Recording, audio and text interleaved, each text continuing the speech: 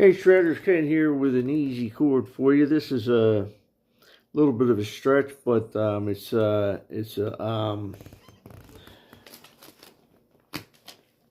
G7 sharp 9, which is in the song Taxman by the Beatles.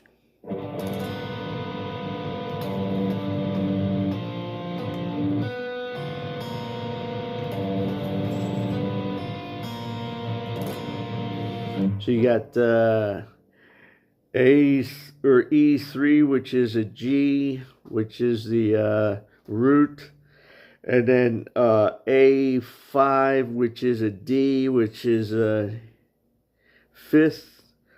Then you got D3, which is F, which is the 7.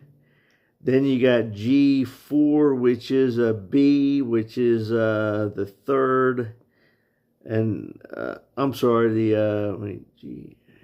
3rd. And then you got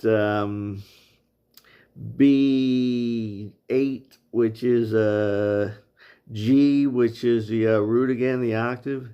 And then you got E8, which is C, which is the not sharp 9. So you got a G7 sharp 9.